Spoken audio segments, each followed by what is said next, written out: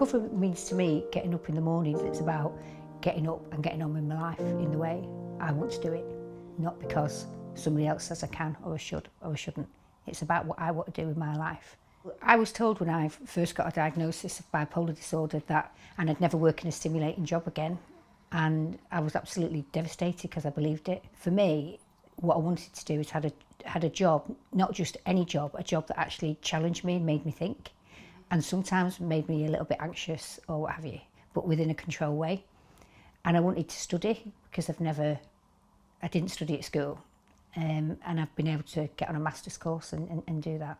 First of all, realising that what I was told by services wasn't necessarily true, and starting to question that.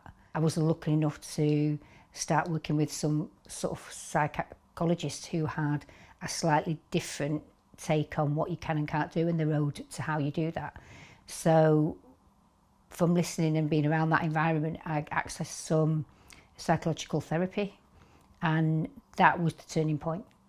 The very basics. It was the first time ever I'd sat with somebody within services, or actually within my core group and family, since diagnosis, that somebody asked me what was important to me and what I wanted.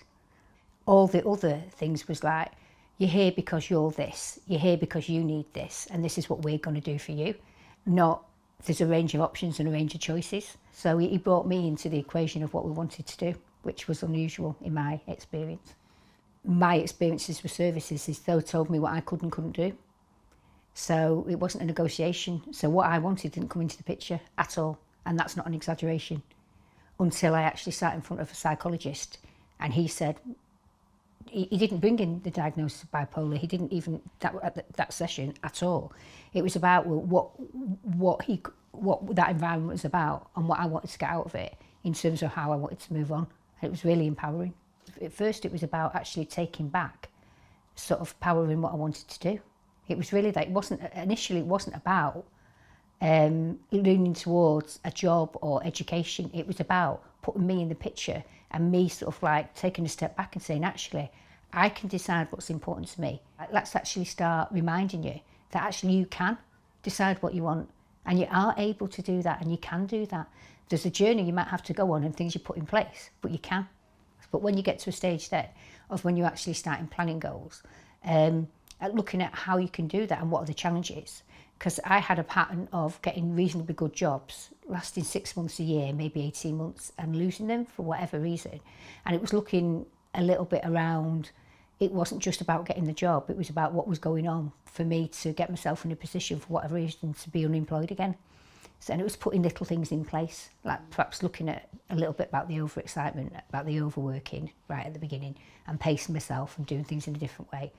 In my experience, there's a culture when you get a diagnosis like bipolar disorder, that there's a thing about the people around you, your family, your friends, services. It's about keeping you safe, to that over supervision of what you're doing. My family, my friends and services literally were trying to get me to steer away from what the therapist was doing, and that was really, it was really difficult for me, not just in terms of having to fight, but do you believe this person then? Am I going to end up ill again if I follow this through?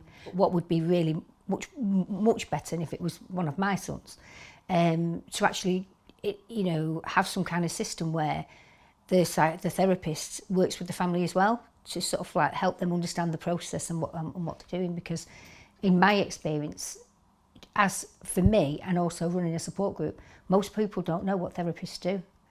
They still don't, which is really sad.